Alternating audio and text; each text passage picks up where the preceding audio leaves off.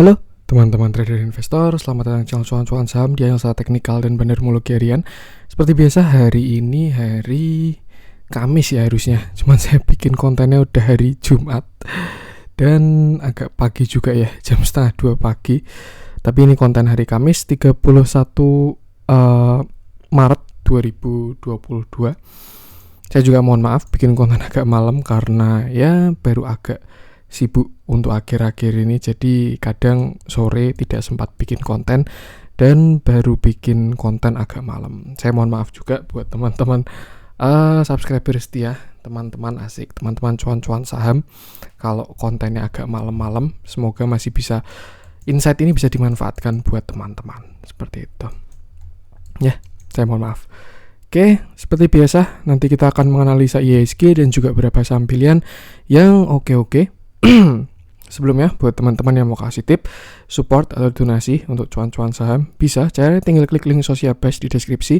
Nah, teman-teman bisa kasih tip, support atau donasi untuk cuan-cuan saham dan juga pesan pribadi untuk saya. Terus buat teman-teman yang ada pertanyaan, kritik atau saran, silahkan sampaikan aja. Bisa via di Instagram atau komen YouTube, dan insya Allah setiap pertanyaan teman-teman pasti akan saya jawab kalau saya sudah ada waktu. Lalu juga jangan lupa support terus channel cuan-cuan saham dengan cara like, comment, share, dan subscribe. Karena support teman-teman itu gratis, tinggal klik aja. Tapi itu sangat berarti buat konten kreator seperti saya ini.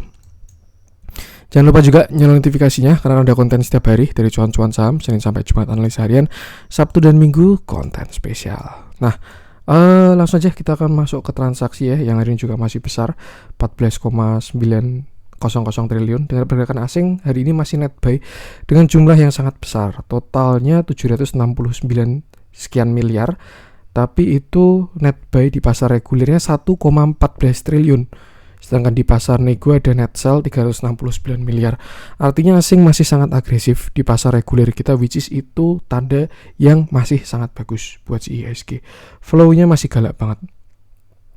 Kalau kita lihat juga IHSG strong sendiri, bursa regional semuanya merah, LQ45 juga merah, tapi IDX plus tipis 0,26%.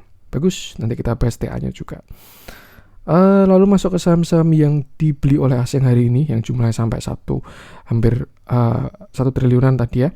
Ada BPJA 318,8 miliar, Telkom 241,4 miliar, Bank Mandiri 100,2 miliar, BBRI 84 miliar, Astra 53,7 miliar, TPIA 29,2 miliar, BBNI 26,2 miliar, MTEK 25,4 miliar, TINS 24,8 miliar, Inco 22,8 miliar, Arto 22,6 miliar, Pegas 21,4 miliar, Tower 15,8 miliar, GGRM 15,7 miliar, dan Sido muncul 15,2 miliar. Masuk ke saham-saham yang dijualin asing, ada ESA 53,3 miliar, lalu Bukalapak 51,8 miliar, Unilever 29,3 miliar, Alfamart 13,4 miliar, ITMG 10,5 miliar, TBIG 9,3 miliar, BRPT 3,9 miliar, KLBF 1,3 miliar, dan INTP 182 juta. Oke, langsung aja kita akan masuk ke analisa teknikalnya IHSG. Cuman ada pengumuman juga buat teman-teman yang kemarin merasa sudah mendaftar grup Telegram cuan-cuan saham untuk bulan April.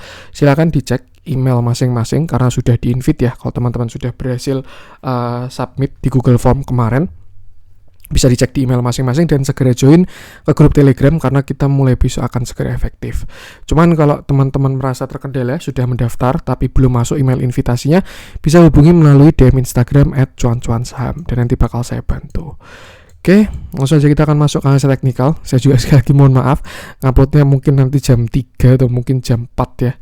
Ini jam 2 kurang bikin konten, habis ini ngupload dulu dan muncul di YouTube nanti mungkin sekitar jam 3. Ya, semoga masih bisa dimanfaatkan pagi-pagi buat teman-teman yang ngecek video ini pagi-pagi sebelum market buka ya. Tuh, cuman saya mohon maaf lagi karena memang baru agak sibuk untuk akhir-akhir ini, jadi kontennya juga agak malam. Selalu saya usahakan tetap ada kontennya. Jadi ya bisanya jam segini. Malah curhat ya. Oke, langsung saja kita akan masuk ke analisanya IHSG yang hari ini berhasil naik 0,26%. Flashback dulu ke konten kemarin, persis kemarin ya. Saya bilang ada 2 skenario untuk IHSG. Yang pertama dia bisa di sini, recent which is itu adalah pattern reversal. Ini yang pertama ya. Kalau misal kemarin saya bilang, kalau misalkan dia jebol 7000 sampai 6970, IHSG bakalan swing low dulu. Koreksi mungkin bisa ke tren lainnya. Cuman selama tidak patah tren, tidak masalah. Trennya garis yang warna orange ini. Itu untuk skenario pertama. Untuk skenario kedua, kemarin saya bilang ada potensi IHSG membentuk yang namanya ascending triangle. Dan ternyata kalau kita lihat hari ini ya, yang jalan skenario kedua. Dia berhasil breakout ascending triangle, cuman candlenya memang kurang enak. Saya kira closingnya bakalan jelek dengan candle shooting star di atas atau inverted hammer, bearish pin bar dan lain sebagainya. Cuman ternyata agak lumayan lah. Dia kena sell on strength di atas, lalu di bawah ketika kena support ada reject. Jadi mungkin bisa digunakan kalau ascending triangle-nya sudah valid seperti itu. Nah, hari ini IHSG juga kena target. Kalau teman-teman ngikutin ya, target dari Fibonacci beberapa waktu yang lalu, itu kan saya bilang dia di sekitar 7070 sampai 7100. Nah, high-nya hari ini udah sampai 7099, lalu dia koreksi. Itu sebenarnya sesuatu yang wajar. Tinggal kita lihat apakah dia jebol lagi atau berhasil higher high. Kalau berhasil higher high bakal cakep banget. Nah, berhubung ini bisa kita gunakan skenario ascending triangle dan semoga besok nggak nyungsep lagi. Kalau misalkan besok dia nyungsep 7050 lagi, 7048 deh.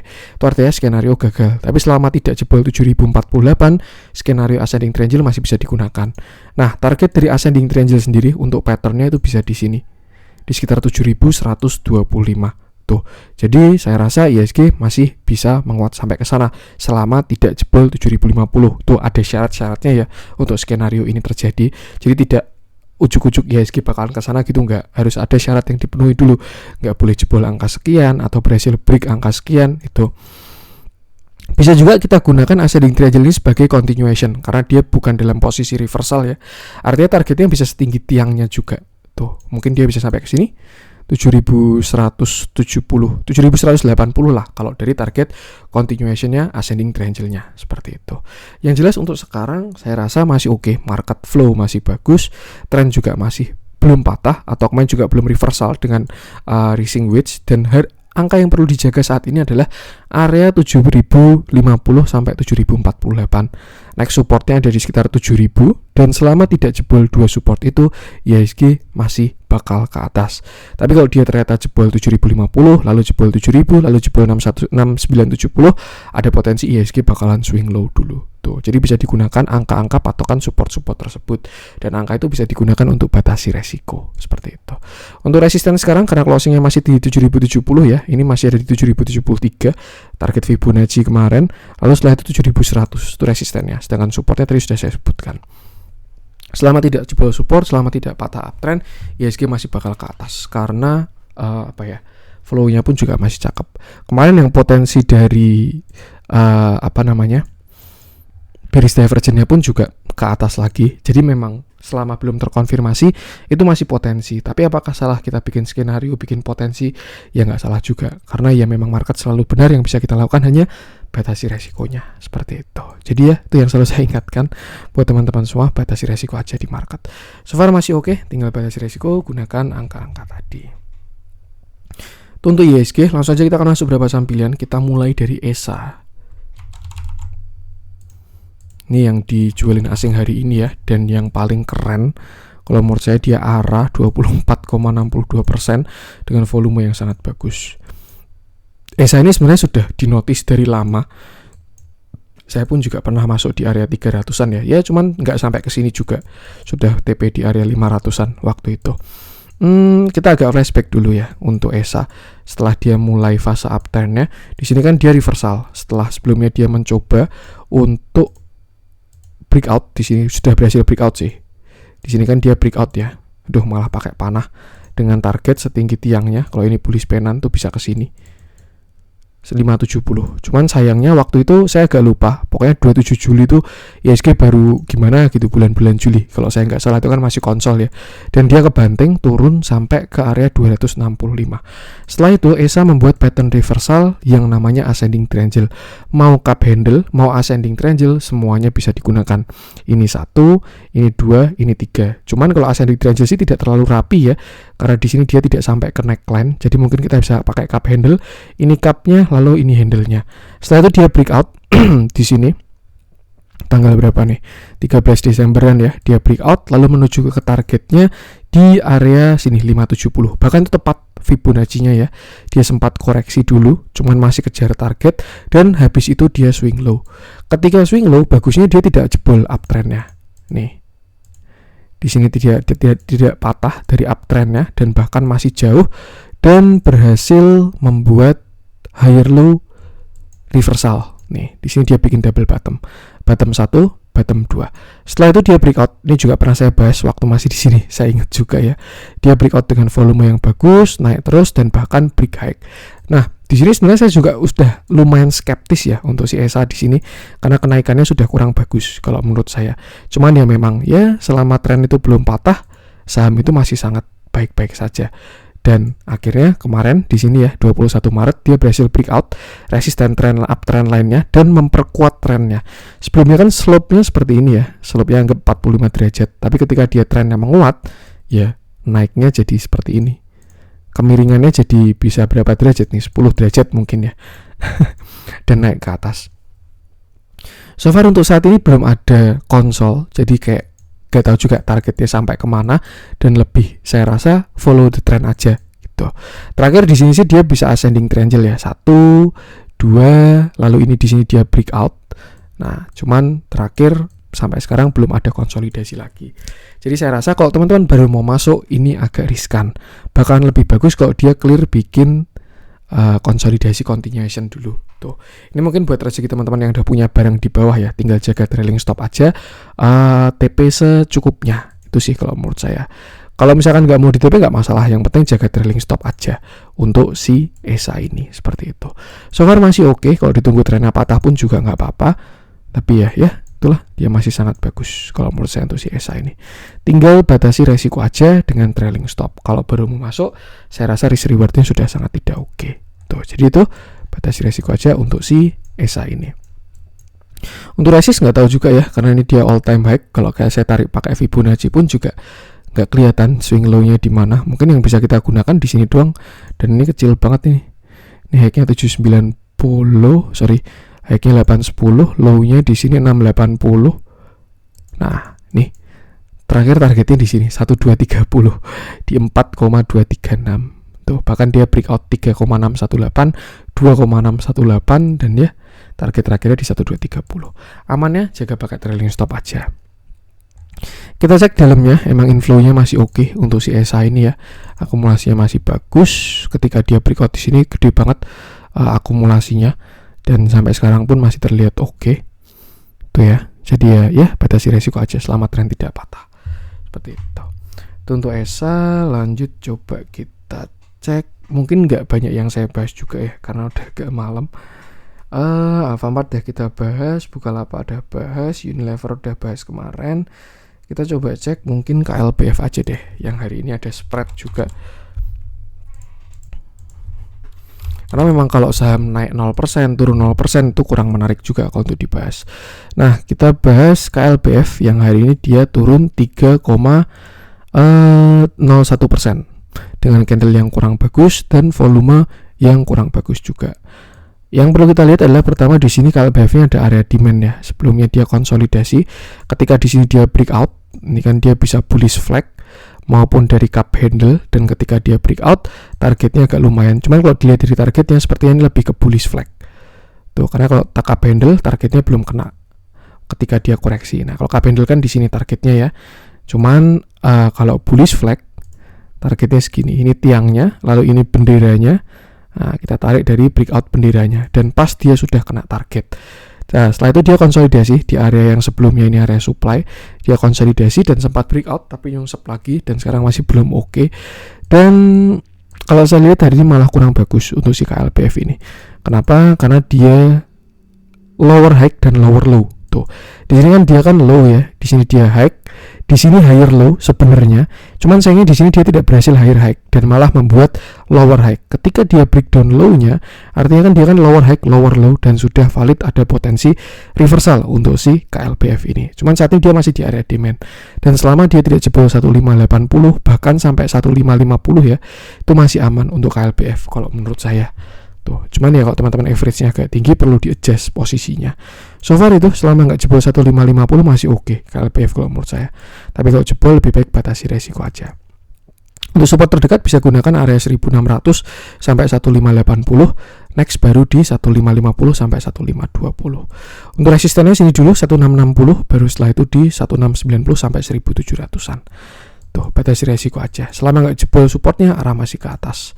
Kita lihat dalamnya hari ini juga terjadi big distribusi dan moving average-nya mulai kurang jelas ya.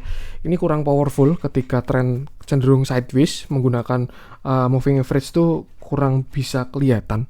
Jadi ya tidak kita hiraukan dulu moving average-nya. Kita lihat dari flow-nya terlihat ada distribusi hari ini juga.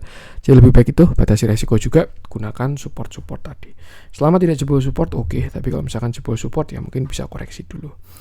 Itu untuk KLBF. Lanjut coba kita cek yang dibeli asing hari ini.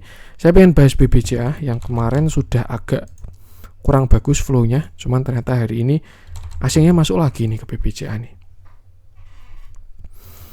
Oke, hari ini BBCA naik 1,27%. Dan ya, dia belum patah dari uptrendnya di sini ya, garis warna hijau. Dia pun juga belum jebol dari area 7.800, itu supportnya dia. Kemarin kan saya bahas BBCA itu support satunya di 8.000, setelah itu di 7.800, baru setelah itu di 7.600. Angka krusialnya yang 7.600, tapi ternyata dia bertahan di 7.800, bahkan dia sudah breakout high nih ya. Sebelumnya kan di sini resist 7950, dia sudah break, closingnya bagus dengan volume yang besar. Jadi so far saya rasa BBCA sudah oke untuk saat ini. Nah, untuk support sekarang dia dari sini berarti 7950 sampai 7950. Tinggal kita lihat dia berhasil divalidasi atau enggak sebagai supportnya. Untuk support 2-nya ada di 7800 dan support 3-nya di 7600-an. Selama dia nggak jebol 7600 masih sangat tidak masalah. Tapi kalau jebol sampai jebol 7600 lebih baik batasi resiko dan batasi resiko untuk IHSG, karena kalau dia sampai koreksi efeknya bakalan besar banget. Di dalamnya setelah beberapa hari distribusi ya akan menuju dividen ini dan sempat trap juga walaupun gap langsung ditutup, cuman bagusnya BBCA belum patah dari uptrendnya. Jadi hari ini dia rebound dan closingnya pun bagus juga seperti itu. Kalau masuk masih dekat area support ya, saya rasa bisa dimanfaatkan untuk buy sampai 7.600 tuh. Untuk di saham-saham kayak gini lebih baik buat swing santai aja sih, cicil-cicil masuknya dan untuk ikuti tren aja seperti itu. Batasi resiko untuk si BBCA. Untuk BBCA lanjut coba kita cek apa nih yang menarik nih. MTech kemarin udah kita bahas ya, jadi tidak kita bahas lagi. Kita coba cek. Kurang ada yang menarik lagi nih di net foreign buy. Kita ke losers aja, dan beberapa masih small cap ya. Kita coba cek apa nih. Kita coba cek MPPA dulu deh, yang kemarin view-nya sudah bagus dan sekarang sedang koreksi, barangkali bisa dimanfaatkan buat entry lagi. Nah, kita cek dulu. Oke, ini kayaknya mau koreksi dulu. Hari ini MPPA turun 6,05% dengan volume yang tidak terlalu besar sebenarnya. Dia juga koreksi sampai ke supportnya sekitar sini ya, low-nya 400. Dan MPPA ini ya, kalau menurut saya selama nggak jebol 400 tuh nggak masalah. Tapi kalau dia sampai jebol 400, mungkin next stopnya dari sekitar 370-an sampai 356 lagi. Tuh. Nah, terakhir kemarin dia bisa cup handle di sini, cup lalu handle ya, dan berhasil breakout dengan bagus waktu itu MPPA. Cuman sayangnya ketika kena resist, dia juga merespon dari uptrend channelnya. Terlihat beberapa kali ada reject terus menerus dan sekarang ada reject juga. Untuk saat ini sebenarnya dia low risk ya, di dekat 400 itu support krusialnya dia. Karena kalau misalkan dia sampai jebol 400 ada potensi double top 1, top 2, dan mungkin dia bisa pullback sampai 370 sampai 360 dulu. Itu kalau jebol 400. Tapi kalau misalkan nggak jebol 400 ya biasa aja dia konsol di sini lalu breakout ke atas pun bisa juga. Tuh, jadi kalau misalkan teman-teman punya barang saat ini bisa batasi resiko di 400 dulu. Kalau misalkan teman-teman mau spek buy ya, masuk di 400, kalau jebol 400 cut loss dulu, nanti masuk lagi di area 360-an sampai 370. So far untuk saat ini MPPA sudah uptrend selama tidak patah yang bawah ya, dan dia turun pun nggak masalah. Tapi kalau misalkan kita tarik pakai Fibonacci dari swing high terakhir ya, ini low-nya kemarin 232, high-nya ada di 450. Nah, mungkin dia bisa ke sini 36-an ya, sekitar 0,382 atau bahkan sampai 316 pun nggak masalah sebenarnya MPPA ini. Barangkali dia mau ke support trendline 300-an terus nanti naik lagi, itu nggak masalah juga. Yang jelas selama tidak patah uptrend nggak masalah MPPA. Tapi kalau patah reversal, patah uptrend, nah itu baru harus atur porsi dengan ketat. Seperti itu. Itu untuk MPPA. Lanjut coba kita cek yang apa nih, hijau-hijau hari ini deh. Kita bahas dari sebentar apa ya, coba kita cek Arto deh yang hari ini sudah mulai rebound. Siapa tahu menarik untuk si Arto ini. Oke, hari ini Arto naik 1,38% dengan candle yang tidak terlalu oke sebenarnya naiknya, dengan volume yang ya tidak terlalu besar juga. Tuh. Terakhir Arto ini koreksi sampai ke sini ya, sekitar 14 ribuan, dan kemarin dia rebound 30 Maret dia rebound. Hari ini dia berhasil higher high. Cukup menarik sebenarnya karena ini juga area demand dari si Arto, dan bagusnya dia tidak dijebol. Nah, di sini kan area demandnya dia ya. Tuh, kenapa? Karena kalau misalkan sampai jebol tuh bakalan jelek banget Arto ini kalau dia sampai jebol 13.775. Kenapa ya? Karena dia bakal reversal di sini. Ini lower high lalu lower low kalau sampai jebol 13.775. Tapi kalau dia sampai 14 ribuan doang lalu rebound, which is itu bagus kalau menurut saya. Dan Arto bakalan cakep kalau dia berhasil breakout downtrend channel di sini. Nah, di sini kan dia posisi masih downtrend ya untuk si Arto. Kalau dia berhasil break itu baru bakalan bagus. Kapan waktunya saya pun nggak tahu juga. Untuk resisten saat ini di 15 ribuan. Cuman kalau kita rasakan ya, flow tuh mulai bergerak lagi, pindah sektor. Kalau yang saya rasakan sih saat ini yang baru bagus, yang baru manasin mesin ya, kalau istilah dari saya itu Tekno. Itu bisa mulai dipantau kalau menurut saya saham-saham Tekno kayak Arto, Bank Digital, terus MTech Group, Bukalapak itu baru pada cukup menarik, uget-uget lah bahasanya. Tuh. Nah, untuk Arto sendiri selama dia tidak jebol 13.775 itu masih oke. Tapi kalau dia sampai jebol 13.775 lebih baik exit dulu aja karena koreksinya bakalan dalam seperti itu. Untuk resisten itu tadi 15 ribuan, kalau break baru bagus kalau menurut saya. Karena pertama dia berhasil break resist, kedua dia berhasil breakout dari downtrendnya. Tuh. Untuk si Arto itu. Jadi bisa batasi resiko, gunakan angka-angka tadi. Kita lihat dalamnya by moving average juga sama, dia masih saham downtrend ya dari moving average 20 dan 50-nya. Jadi biasanya agak drama-drama dan bisa bikin kaki kedua mungkin itu bakal lebih oke atau setidaknya higher low. Nah, kita perkuat pakai indikator. Ini ada potensi yang bagus sebenarnya. Arto berpotensi membuat yang namanya bullish divergence. Artinya tren sudah semakin melemah dan ada potensi untuk reversal. Cuman memang konfirmasi reversalnya agak jauh di 16.900. Kalau dia berhasil break 16.900 baru valid reversal tuh. Cuman ini kalau misalkan dia sampai golden cross ya, artinya kan indikator ke atas sedangkan harga ke samping, jadi ada potensi terjadinya bullish divergence dan itu bakalan cakep. Oke, mungkin itu dulu untuk konten hari ini. Mohon maaf saya bikinnya malam, nguploadnya malam. Kontennya juga nggak panjang karena ya baru agak full untuk akhir-akhir ini. Jangan lupa support terus channel-channel saham dengan cara like, comment, share, dan subscribe. Karena support teman-teman itu gratis. Tinggal klik aja, tapi sangat berarti buat konten kreator seperti saya ini. Sekian dari saya, salam cuan.